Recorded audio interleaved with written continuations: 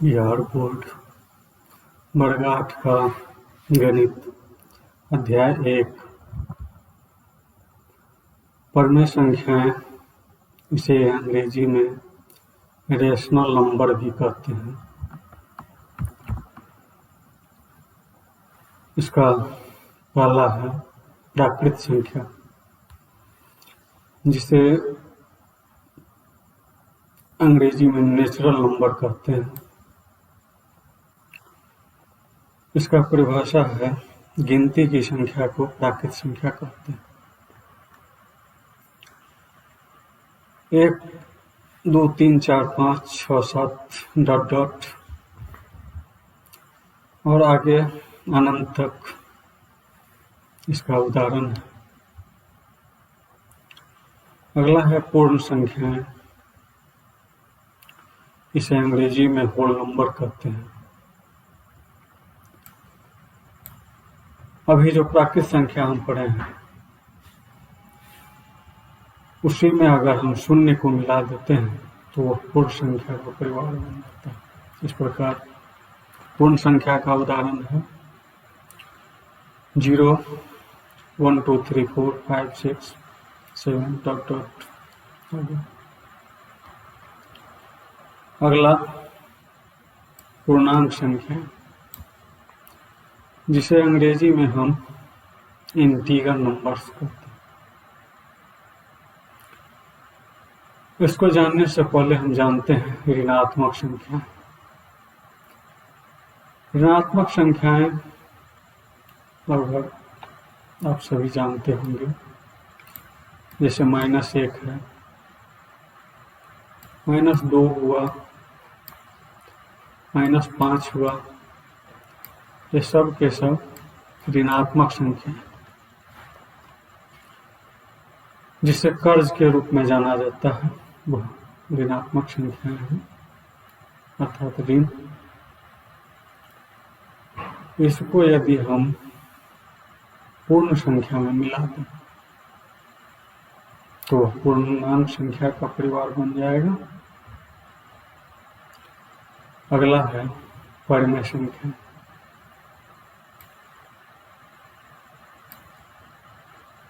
जब एक पूर्णांक से दूसरे पूर्णांक में भाग देते हैं तो हमें परिमेय संख्याएं प्राप्त होते हैं। इसका हर 0 के बराबर नहीं होगा। उदाहरण स्वरूप जैसे 1/2 ये परिमेय संख्या के उदाहरण हुआ। जैसे दूसरा ले लीजिए 3/4, ये परिमेय संख्याएं हुई। एक अगला ले लीजिए -3/2, ये परिमेय संख्या के उदाहरण।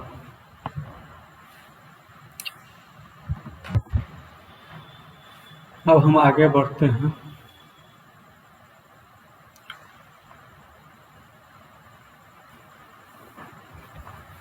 योग का क्रम विनिमय नियम।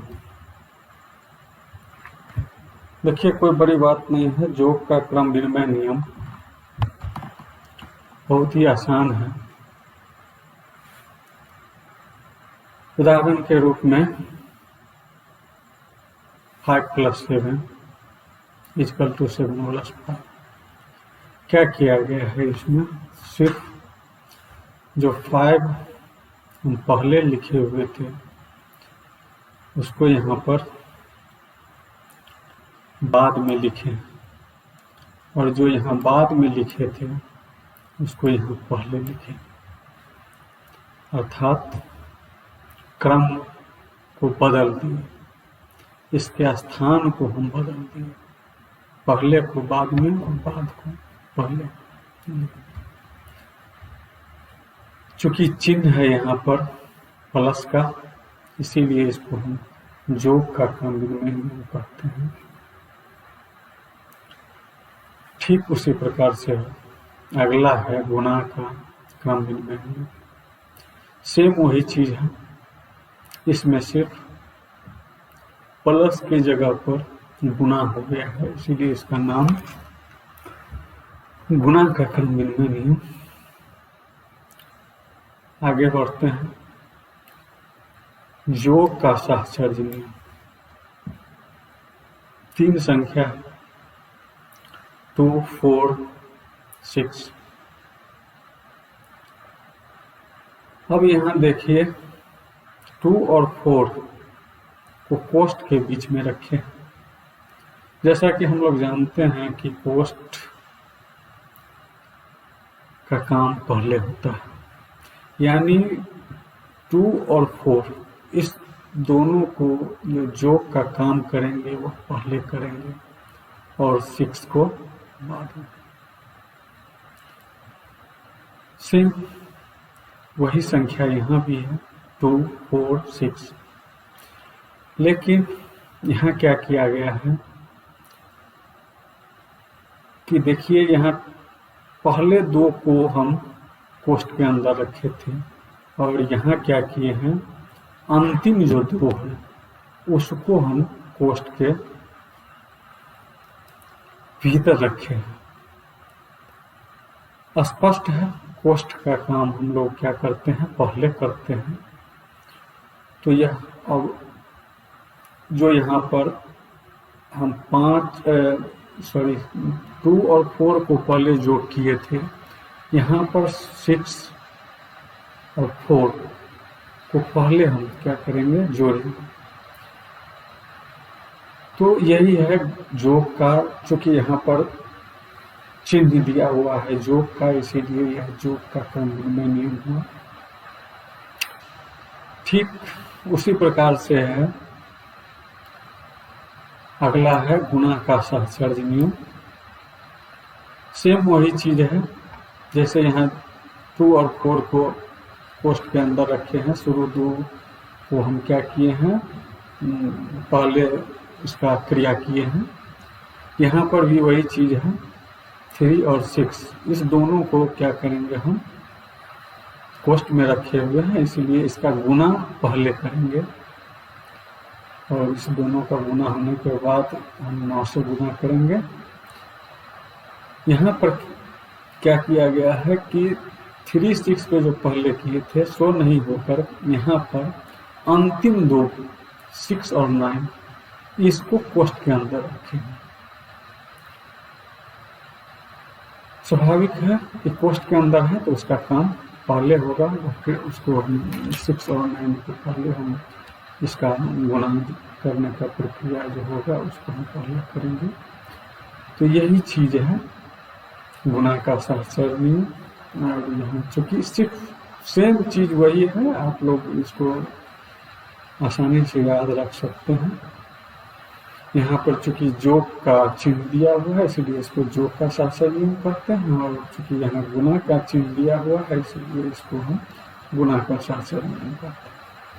अगला है जो 0 एक योज तत्समक कहलाता है।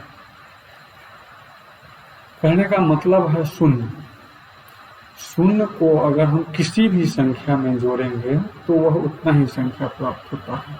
जैसे 5 में 0 को जोड़ेंगे तो 5 ही होगा। 6 में अगर हम इसको जोड़ देते हैं 0 को तो क्या होगा, 6 ही होगा। उसी प्रकार से 7 में अगर हम जोड़ देते हैं तो 7 ही होगा।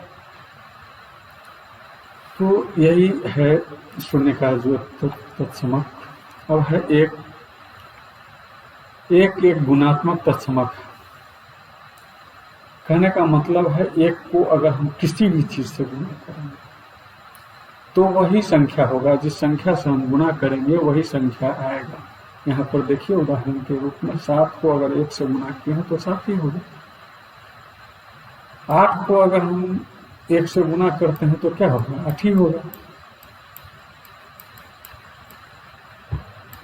किसी भी चीज को जैसे हम 15 से ही गुणा करेंगे तो कहते क्या होगा, 15 ही होगा। तो इसी को हम कहते हैं कि एक जो है जो गुणात्मक तत्समक है। अब हम आगे बढ़ते हैं, जब दो संख्याओं का योग शून्य हो तो वे दोनों संख्याएं एक दूसरे का योज्य प्रतिलोम कहलाता है। ध्यान दीजिए, दो संख्या है, मान लेते हैं एक 4 है और दूसरा -4 है, और इस दोनों को हम जोड़ेंगे तो क्या होगा, शून्य आएगा। तो अब यह -4 और 4 दोनों एक दूसरे का जो है योज्य प्रतिलोम है। वैसे और भी उदाहरण हो सकते हैं, जैसे -5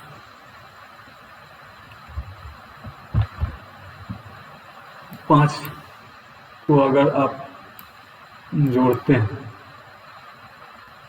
+5 से तो क्या आएगा, शून्य आएगा। इस दोनों का योग शून्य हुआ, तो इस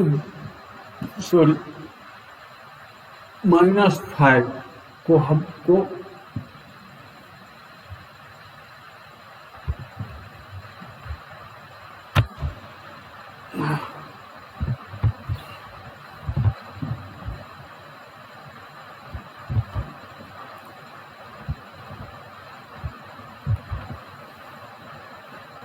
-5, इस -5 को हम 5 से जोड़ेंगे, तब योग क्या होगा, शून्य होगा। तो यह 5 और -5 दोनों क्या हुआ, एक दूसरे का योज्य प्रतिलोम हुआ। अब एक और नियम है, जब दो संख्याओं का गुणनफल 1 होता है तो दोनों संख्याएं एक दूसरे का व्युत्क्रम कहलाता है। जैसे उदाहरण के लिए 3/4 और 4/3। अब देख लीजिए 3/4 और इसको गुणा कर दीजिए हम 4/3 से। देखिए 4 × 1 = 4, 4 × 1 = 4, 3 × 1 = 3, 3 × 1 = 3।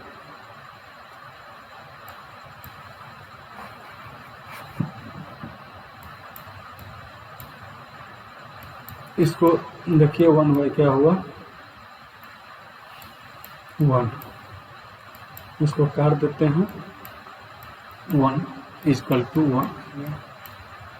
इस प्रकार से इस दोनों का गुणनफल चूंकि 1 आया तो यह दोनों संख्याएं एक दूसरे का व्युत्क्रम होगा। यदि पूछा जाएगा 3/4 का व्युत्क्रम संख्या तो 4/3, पूछा जाएगा 4/3 का व्युत्क्रम संख्या तो 3/4।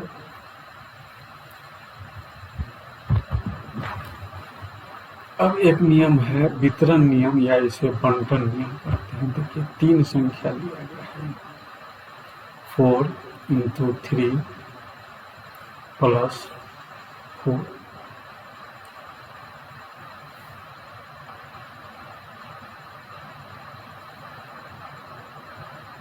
अब देखिए 5 × छोटी कोष्ठ 3 + 4 छोटी कोष्ठ। अब शुरू में हम 5 लिखे हैं, गुणा का चिन्ह, और इस 3 और +4 ये दोनों को हम कोष्ठ में रखें। तो देखिए जाहिर सी बात है, अब देखिए 5 को अगर हम 3 से गुणा करते हैं,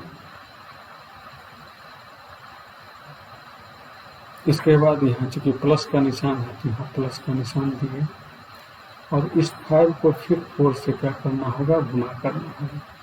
गुणा कर दिया, इसको भी कोष्ठ में दे दिया। तो इस टाइप का जो भी लिखा हुआ रहेगा वह वितरण नियम कहलाएगा। अब आते हैं हम प्रश्नावली 1.1। निम्नलिखित में से प्रत्येक के योज्य प्रतिलोम लिखिए।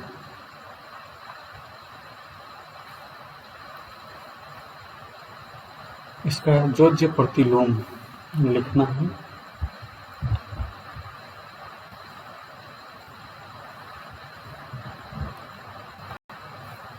देखिए ये जो प्रतिलोम, इसमें कुछ नहीं करना है। जो प्रतिलोम, जो मतलब जोड़, प्रतिलोम मतलब उल्टा। तो अगर प्लस है, प्लस के जगह पर माइनस लिख देंगे, माइनस के जगह पर प्लस लिख देंगे, यही है।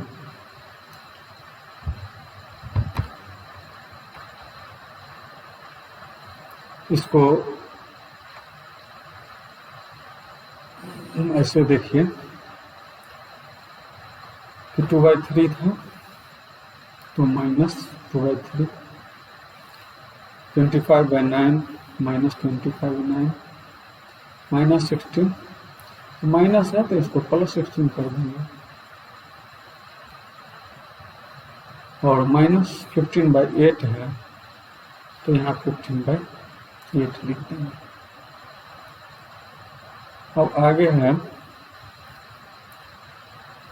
0, तो 0 न तो धनात्मक है न ही ऋणात्मक है, तो इसका जोज्य प्रतिलोम क्या होगा? शून्य का जोज्य प्रतिलोम शून्य होगा, तो हम शून्य लिख दिए। अब अगला है 6 -5/-7, तो देखिए -5/-7 में क्या करना है कि चूंकि यह 7 करते हैं माइनस, तो इस माइनस से क्या हो गया, समाप्त हो गया, कट गया, तो बचा मेरे पास 5/7। स्पष्ट है कि 5/7 चूंकि यह प्लस है तो इसका जोज्य प्रतिलोम माइनस में होगा, -5/7। आगे बढ़ते हैं, 13/5 हुआ, और 8वां का 2/15। अगला क्वेश्चन है, निम्नलिखित सारणी के खाली स्थानों को भरिए। संख्या लिखा हुआ है -13, 5/4, 4/-7, -5/-8, -1, गुणन प्रतिलोम। गुणन का प्रतिलोम, तो इसमें कुछ नहीं करना है मुझे, जो अंश है अंश के जगह पर हर और हर के जगह पर अंश को उल्टा करके हम लिख देंगे। तो 5/4 है तो इसका हम लिख देंगे 4/5, और 4/-7 है तो ये हर के जगह पर हर चला जाएगा, अंश के जगह पर -7 और 4, और -5/-8। तो हम चूंकि यहाँ जानते हैं कि माइनस से माइनस क्या हो जाएगा, समाप्त हो जाएगा, तो ऐसे भी हम लिख सकते हैं, दे सकते हैं, -8/-5 भी दे सकते हैं देने के लिए, लेकिन अगर चूंकि हम जानते हैं कि यह दोनों समाप्त हो जाएगा तो आएगा मुझे 5/8, तो इसको आप प्रतिलोम हम लिख सकते हैं 8/5, और -1, तो -1 को चूंकि हम जानते हैं कि किसी भी कोई भी संख्या जो लिखा होता है उसके नीचे हम /1 लगा सकते हैं, तो /1 लगा सकते हैं, तो हो गया -1/8, इसका गुणात्मक प्रतिलोम होगा 1/-1। अब चूंकि माइनस, एगो चीज ध्यान दीजिए, माइनस नीचे रहे या बीच में रहे या ऊपर रहे, इससे कोई फर्क नहीं पड़ता, माइनस कहीं भी रह सकता है, तो इसीलिए हम -1/8। फिर तो हम तो जानते हैं चूंकि कि 1 को क्या करते हैं, हटा सकते हैं, लगा भी सकते हैं और हटा भी सकते हैं, तो इसीलिए -1 का गुणात्मक प्रतिलोम -1 ही है। अब कह रहा है कि उचित गुणधर्म का उपयोग से निम्नलिखित का मान ज्ञात कीजिए।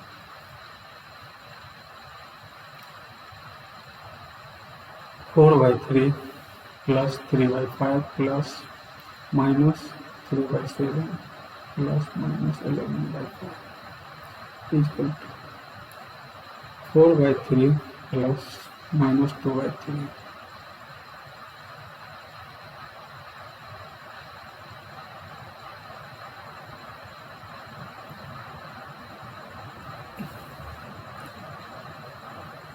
हम इसमें क्रम विनिमय का नियम का उपयोग किए हैं, जो कि यहाँ माइनस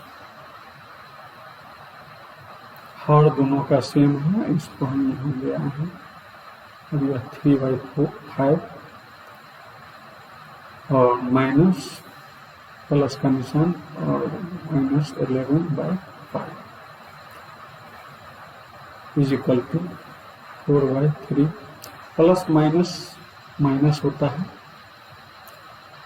यहाँ लिखे 2/3 और प्लस का निशान 3/5 का 3/5 प्लस माइनस क्या होगा, माइनस होगा 11/5 इक्वल टू, इसको हम बट्टा पर का जोड़ कर लिए तो 3 का लघुत्तम लेंगे, 3 आएगा, 3 से इस 3 में भाग देंगे तो 1 मरतबे आएगा। उस 1 को 4 से गुना करेंगे, 4 × 4 माइनस का चिन्ह है तो यहाँ माइनस का चिन्ह देंगे, 3 × 3 और उस 1 को 2 से गुना करेंगे तो 2 × 2 और आगे प्लस तो प्लस, फिर इस दोनों 5 का क्या करेंगे, हम लोग लघुत्तम ले लेंगे, लघुत्तम ले लिए 5 आया। अब इस 5 से वैसे ही जैसे यहाँ किए हैं वैसे ही इसको भी हम निकाल लेंगे, बट्टा पर का घटा कर लेंगे, 3 - 11/5 और 4 - 2 तो 2/3 प्लस का प्लस और 3 - 11 तो हम जानते हैं कि 2 तरह का चिन्ह, यहाँ 3 से पहले प्लस है और 11 से पहले क्या है, माइनस है। जब 2 तरह का चिन्ह रहता है तो घटता है, तो यहाँ क्या होगा, घट जाएगा और 11 में से 3 जाएगा और क्या हुआ, 8 आया। लेकिन चिन्ह की जब बात होती है तो चिन्ह में ध्यान दिया जाता है कि जो संख्या बड़ा होता है, जो संख्या बड़ा होगा, तो यहाँ संख्या हम देख रहे हैं क्या, 11 बड़ा संख्या है और उसके पीछे जो चिन्ह है उसी चिन्ह को दिया जाता है, तो उसके पीछे माइनस है, इसलिए यहाँ चिन्ह दिया गया माइनस का। इस प्रकार से 2/3 माइनस 8/5 हम लिख दिए। अब आगे बढ़ते हैं, आगे है इस दोनों का हम क्या करते हैं, बटा पर घटाव कर लेते हैं, तो लघुत्तम होगा 5 और 3 का 15 आएगा। इस हर से इसमें भाग दिया जाता है तो 3 × 5 = 15 और उस 5 को इस अंश से गुना किया जाएगा तो 5 × 10, माइनस का चिन्ह है तो माइनस का चिन्ह देंगे। अब आया 5, इस 5 से इसमें भाग दिया जाएगा तो 5 × 3 = 50,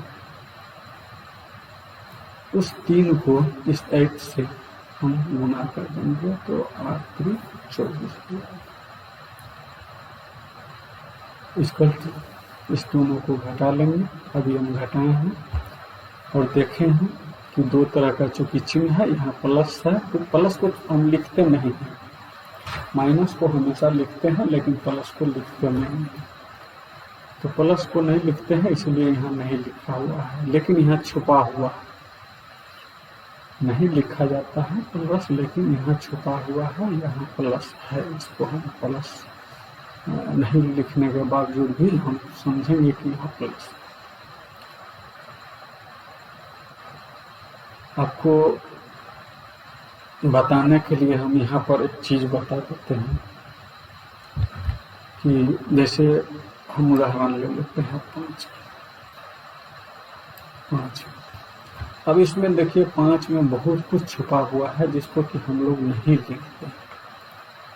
यहाँ 5 है, तो 5 से पीछे प्लस छुपा हुआ है जिसको हम नहीं लिखते हैं। माइनस आता है तो लिख देते हैं, लेकिन प्लस आता है तो नहीं लिखते हैं। इसके बाद है क्या चीज़, पावर। 5 का मतलब यहाँ पावर 1 है, जो कि हम लिखते नहीं। वो हमेशा रहता है, साथ रहता है, लेकिन हम लिखते नहीं। वही फिर पावर 2 आ जाता है तो लिखते हैं, पावर 3 आता है तो लिखते हैं, कुछ भी आता है पावर में तो लिखते हैं, लेकिन 1 रहता है, 1 छुपा हुआ है, उसको नहीं लिखते हैं। इसके बाद बट्टा 1, यह सब जगह छुपा हुआ रहता है, हम यह चीज़ नहीं लिखते। ठीक वही चीज़ यहाँ पर था कि हम यहाँ चूँकि 2 तरह का चिन्ह हुआ, और यहाँ प्लस और यहाँ माइनस, तो यह घट जाएगा, तो 24 में से 10 जाएगा, 14 हुआ। और यहाँ चूँकि हम आगे बता चुके हैं कि जो संख्या बड़ा होगा, 24 बड़ा है और उसके पीछे माइनस है, तो वह माइनस ही यहाँ चिन्ह पड़ेगा। वह जो संख्या बड़ा होगा उसके पीछे जो चिन्ह आता है वही चिन्ह दिया जाता है। इस प्रकार आंसर हुआ -14/50। अब हम आगे बढ़ते हैं। अगला क्वेश्चन है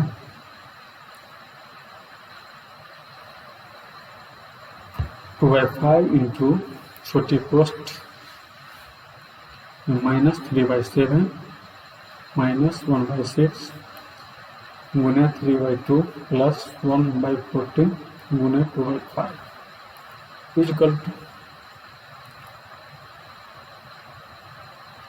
1/14।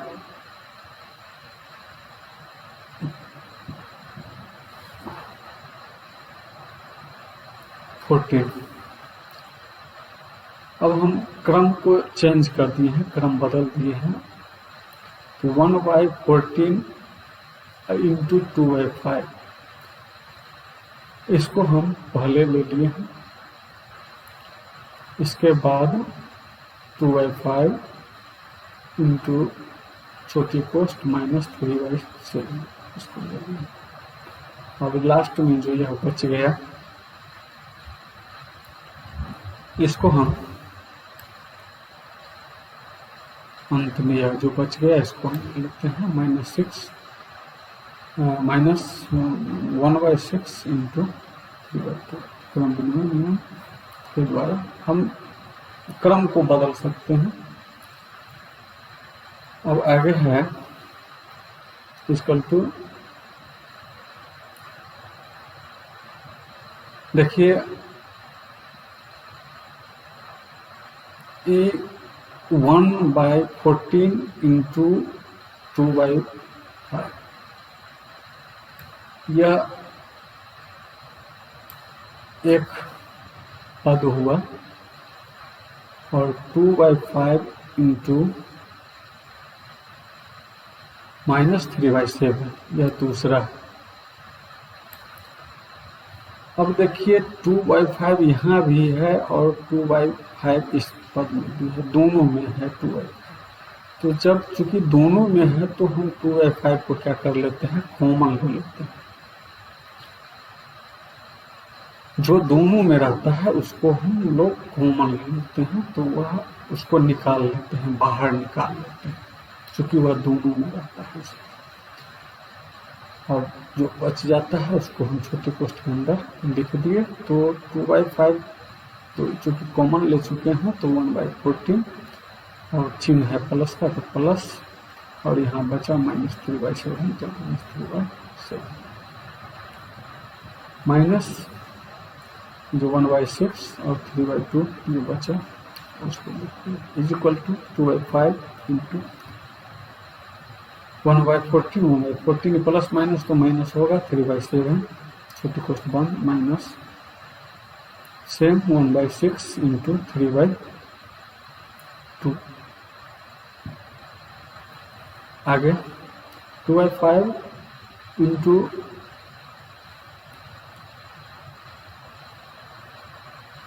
1/14 माइनस 3/7 माइनस इसको देखिए इसको हम काट देते हैं 3 1 जा 3 और 3 2 जा 6 तो यह हो जाएगा आपको 1/2 इंटू 1/2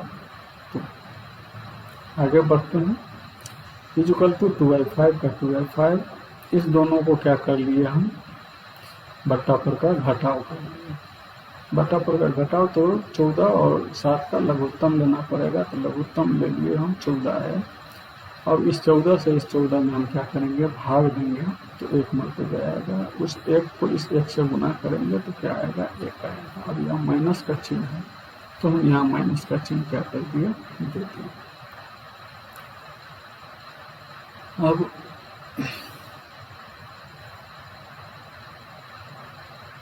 इस 7 से इस 14 में भाग देंगे तो 7 दूनी 14 2 आया तो 2 को और 3 को हम गुना करेंगे इक्वल टू माइनस ऊपर को गुना करेंगे तो 1 आएगा और नीचे गुना करेंगे तो 2 जा 4 होगा इक्वल टू 2/5 इंटू अभी हम लोग 2 बार देख चुके हैं कि 2 तरह का चिन्ह होता है तो घटता है इसलिए घट जाएगा घट करके और चूंकि यह 6 बड़ा है और उसके पीछे माइनस है इसीलिए माइनस का चिन्ह आ जाएगा यहाँ पर -1/4 इक्वल टू अब यहाँ पर देखिए इस 5 को हम काट देंगे 5 1 जा 5 5 1 जा 5 इस 2 को 2 1 जा 2 और 2 7 जा 40 इस प्रकार से ये हो जाएगा आपको इन दोनों को गुना करेंगे तो 1/7 -1/7 आ जाएगा -1/4 अभी दोनों को हम बटा पर का घटाव ले लेते हैं घटाव लेने के बाद आपको -11/28 होगा इस प्रकार से हम अब आगे की ओर बढ़ते हैं तो अगला क्वेश्चन है 5/18 को -5/72 के व्युत्क्रम से गुणा कीजिए तो 5/18 इंटू -7/72 के व्युत्क्रम क्योंकि दोनों को गुना करना है इक्वल टू 5/18 गुने पर गुने अब इसका व्युत्क्रम तो इसका व्युत्क्रम हम लोग तो चूंकि पढ़ चुके हैं कि इसका व्युत्क्रम क्या होता है इसका व्युत्क्रम में वही जो हर है हर के जगह पर अंश और अंश के जगह पर हर तो 72 हर है इसीलिए उसको हम ऊपर अंश पर ले गए और -7 है इसको हम यहाँ जो इसको ले आए नीचे इक्वल टू 5/, अब इसको देखिए हम यहाँ पर क्या किए हैं इसको 18 18 72 4 मतलब क्या कर दिए हम इसको काट दिए अब कुछ कटने वाला है नहीं तब तो ये 5/1 इंटू का इंटू -4/7 इसको गुना करेंगे तो 5 का 20 होगा और माइनस तो है ही और नीचे 7 यही इसका क्या हो गया आंसर। अब है कि अगला क्वेश्चन है 5वां क्वेश्चन है -1/3 इंटू छोटी कोष्ट 1/2 प्लस 1/4 छोटी कोष्ट इक्वल टू तो ये वितरण नियम इसको कहिए या बंटन नियम।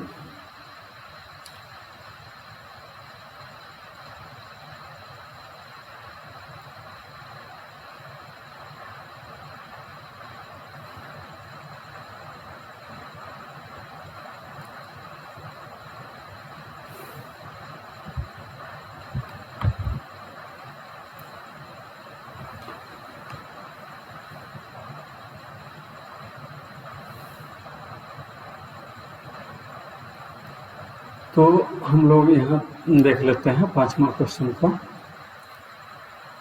हम एक जगह और देखे हुए थे, शुरू में पढ़ चुके हैं, जो -1/3 इंटू (1/2 प्लस 1/4 (4). तो यहाँ देखिए कि -1/3 इंटू का इंटू, अब यह जो है 1/2 से क्या कर दिए हैं, गुणा कर दिए। यहाँ प्लस का चिन्ह है तो प्लस का चिन्ह दे दिए, और फिर यह -1/3 तो -1/3। अब चूंकि यह -1/3 बाहर है तो इसको इससे तो गुणा कर चुके हैं, अब इसी -1/3 को इससे भी गुणा किया गया है, तो -1/3 गुने 1/4। तो इस टाइप का जो भी है और हमको मिला है, पीछे भी हम पढ़े हैं, उसको हम वितरण नियम या बंटन नियम कहते हैं। आगे है 6वां क्वेश्चन। क्या -1/1 का गुणात्मक प्रतिलोम 8/9 है? कारण शर्त प्रतिवाद करके हम लोग देख लेते हैं। -1/1 गुणे 8/9 इक्वल टू, माइनस का माइनस हो गया और 8 है 8,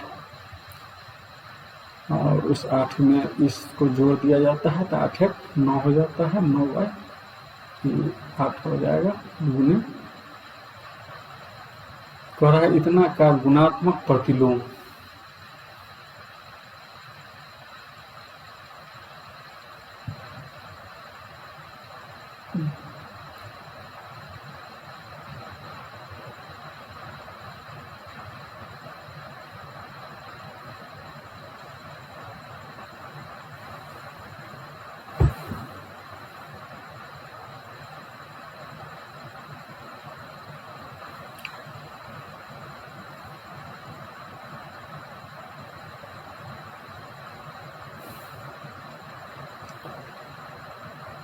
अब यहाँ तो चूंकि हम लिख चुके हैं, तो गुणात्मक प्रतिलोम है या नहीं, इसको समझने के लिए हम पीछे पढ़ चुके हैं कि यदि दो संख्याओं का गुणनफल 1 आता है तो वह दोनों संख्याएं गुणात्मक प्रतिलोम होगा।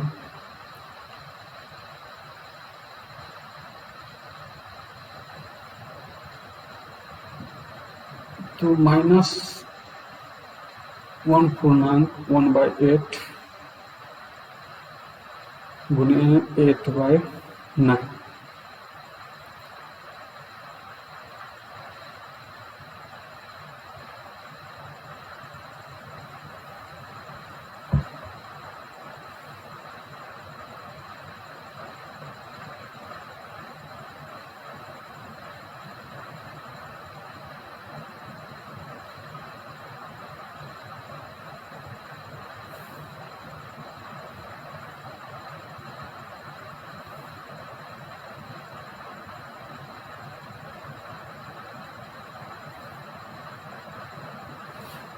अब उसी 8/9 से हम क्या कर देते हैं, इसको गुणा कर देते हैं।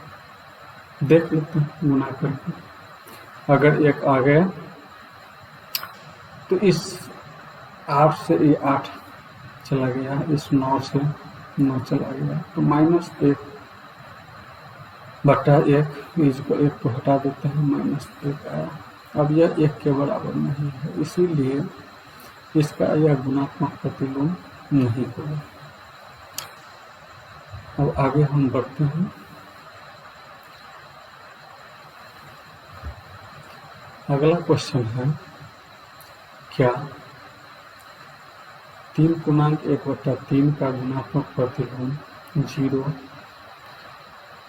0.3 है? क्यों अथवा क्यों?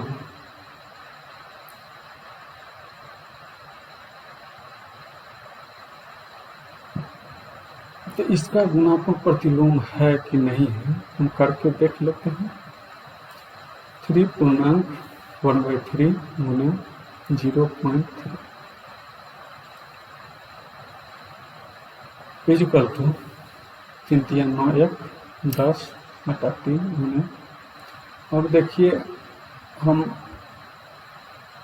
इस दशमलव को जब उड़ाते हैं तो बट्टा 1 आता है, और दशमलव के बाद जितना अंक आता है उतना शून्य में डाल दिया जाता है। तो इज इक्वल टू, अब इस 3 से इस 3 को क्या कर देंगे, काट देंगे, और 3 हो जाएगा। ये 10 से 10 कट गया, तो 1/1 हुआ और 1 आ गया। इसीलिए यह दोनों कब, चूंकि गुणनफल 1 आता है, इसीलिए यह गुणात्मक प्रतिलोम है। अब आगे क्वेश्चन नंबर 8। निम्नलिखित को वितरण नियम की सहायता से वितरण नियम से हम हल कर चुके हैं। देखिए, ठीक उसी प्रकार से हमेशा वितरण नियम इसी प्रकार से रहता है, -3/4 और गुने का चिन्ह, और बाद में रूट हो, चूंकि पोस्ट के अंदर आता है, बीच में प्लस का निशान दिया हुआ है। तो इसको हम वितरण नियम, यही हुआ वितरण नियम। इसको क्या करेंगे हम, यह -3/4 को पहले 2/3 से कर लेते हैं, और फिर इसी -3/4 को इस 5/6 से फिर यहाँ गुणा करते हैं। यही है वितरण। तो माइनस पोस्ट को दे दिया -3/4, और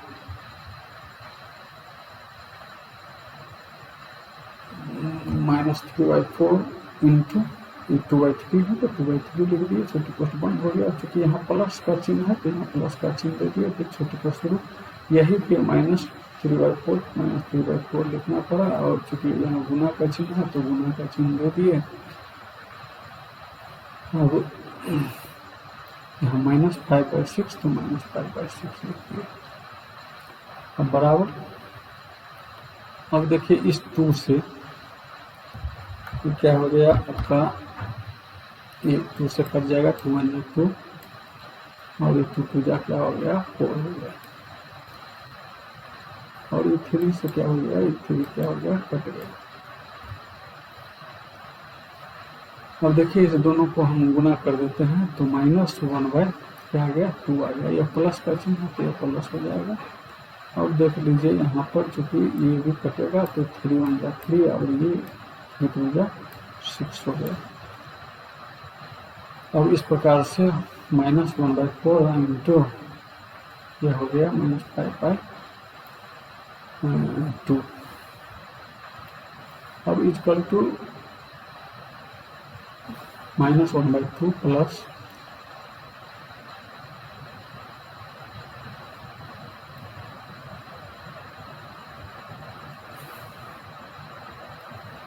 देख लीजिए, चूंकि यहाँ माइनस है और यहाँ भी माइनस है, तो माइनस माइनस क्या हो जाता है, प्लस हो जाता है। इसीलिए ये क्या हो गया, +5/8 हो गया। अब प्लस को हम इसको क्रम को चेंज कर दिए, इसको पहले इधर लिख दिए, तो 5/8 और प्लस -1/2 इक्वल टू 5/8, ये प्लस माइनस -1/2। ये दोनों को बट्टा पर का हम घटाव कर लिए, बट्टा पर का घटाव करने के बाद 1/8 आ गया। अब अगला क्वेश्चन है 5/6 गुना छोटी कोष्ट -2/5 प्लस 3/6। 10। देख लीजिए सेम वैसे ही है, बंटन नियम वितरण नियम, कोई अंतर नहीं है। पीछे भी हम लोग पढ़े हैं, वो भी वितरण नियम इसी प्रकार से दिया हुआ है, बहुत आसान है। अगर एक बार इसको दिमाग में हम लोग बैठा लेते हैं तो इसको हम कहीं भी रहेगा इसको समझ जाएंगे कि यह वितरण नियम या बंटन नियम है। तो ठीक उसी प्रकार से हम करेंगे 5/6 और गुने का चिन्ह है तो गुने, पहला जो रहेगा -2/5 और जो चिन्ह है प्लस का तो प्लस का चिन्ह दे देंगे, फिर 5/6 और गुने 3/10 है तो 3/10 दो पद में बढ़ जाता है। अब इसको हम क्या करते हैं, इसको काट देते हैं तो 2 1 जा 2 और 2 3 जा 6। इस 5 से क्या हो जाएगा, इस 5 तो चला जाएगा, तो ये आ गया आपको -1/3 हो जाएगा और ये प्लस का चिन्ह है तो ये प्लस का चिन्ह होगा।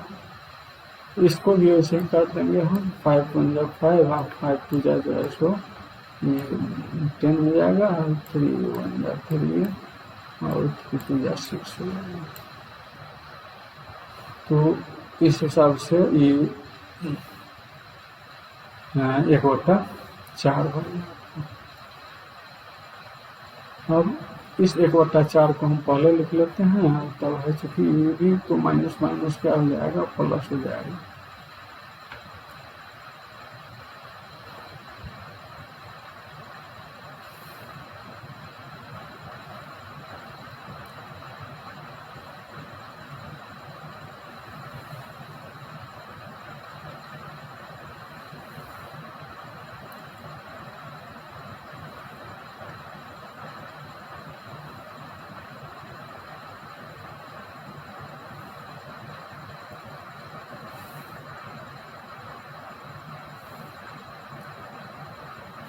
नहीं, यहाँ पर देखिए ये 1/-1/3 तो चूंकि यहाँ पर -1/3 यहाँ और यहाँ दोनों जगह नहीं होगा, कहीं एक जगह हम पहले देख चुके थे कि या तो हम ऊपर दे दें, बीच में दे दें, नीचे दे दें, कहीं दे दें।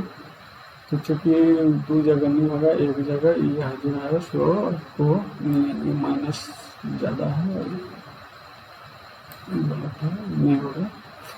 अब इसको हम उल्टा देते हैं,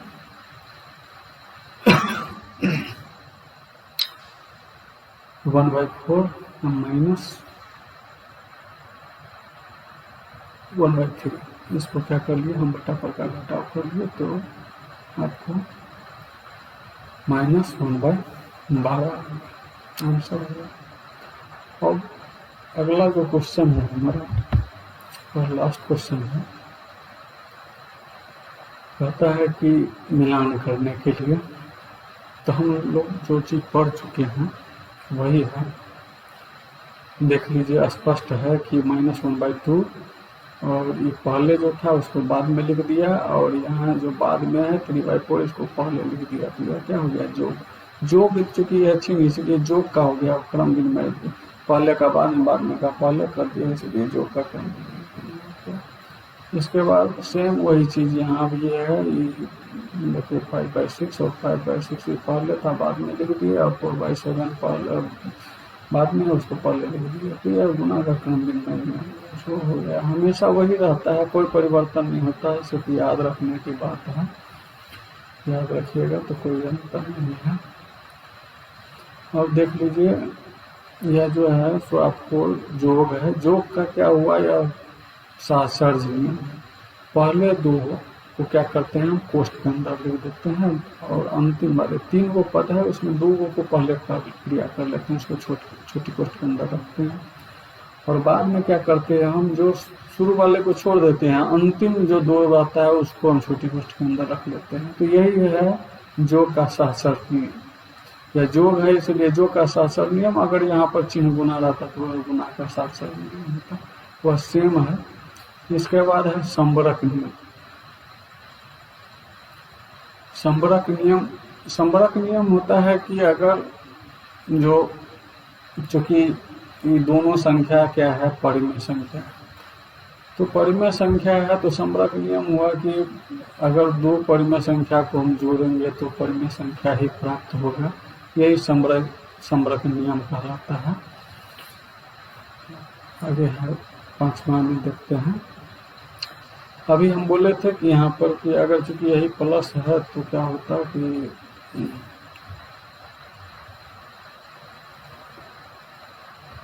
हम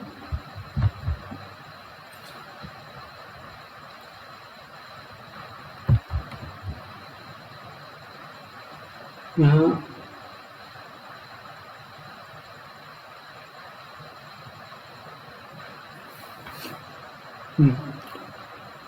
हाँ, यहाँ पर 5 पर है।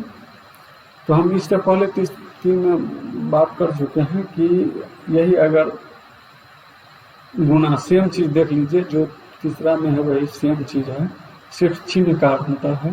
पहले 2 को गुना कोष्ठ के अंदर रखा गया है और यहाँ पर क्या किया है, अंतिम शुरू वाले को छोड़ दिया गया है और अंतिम 2 को कोष्ठ में रखा गया है। तो चूंकि चिन्ह गुना का है इसलिए यह गुना का क्या हो गया, 4।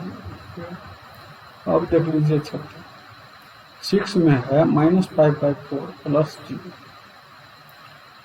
जो का तत्समक हम पढ़ चुके हैं कि किसी भी संख्या में 0 को जोड़ते हैं तो वह संख्या वही रह जाता है। इसी को हम जोग का क्या कहते हैं, तत्समक, जोग तत्समक कहते हैं। इसमें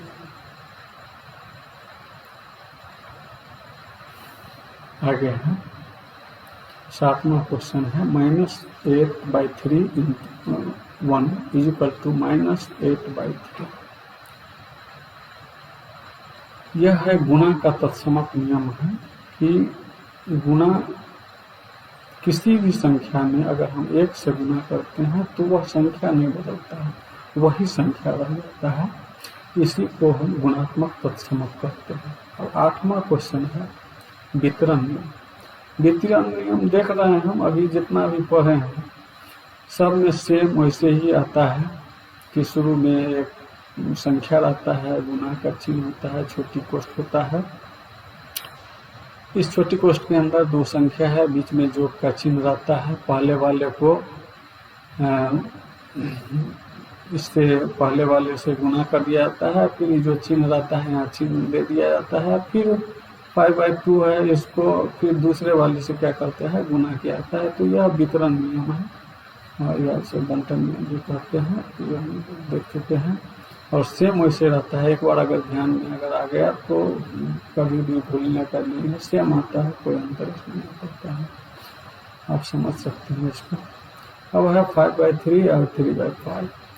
तो हम आपको इससे पहले भी बता चुके हैं कि कुछ नहीं, अंश को हर के जगह पर और हर के जगह अंश के जगह पर, मतलब उल्टा दिया जाता है इसको, हर के जगह अंश, अंश के जगह। यही होता है गुणात्मक प्रतिलोम होता है। और चूंकि दोनों संख्या का जो है सो क्या है, गुणनफल अगर 1 आता है तो वह दोनों जो है सो संख्या क्या होता है, गुणात्मक प्रतिलोम, एक दूसरे का गुणात्मक प्रतिलोम है। यही है नियम। और लास्ट में है -7/4 प्लस 7/4। देख लीजिए जितना संख्या सेम है और एक जोड़ है एक माइनस है, तो दोनों का अगर जोड़, 2 संख्या पढ़ चुके हैं हम लोग कि 2 संख्याओं का जोड़ यदि 0 होता है तो दोनों संख्याएं एक दूसरे का जोड़ का क्या होता है, प्रतिलोम कहलाता है। ठीक है, अब इसको समाप्त करते हैं, फिर आगे अगला वीडियो में अध्याय 2 पढ़ेंगे।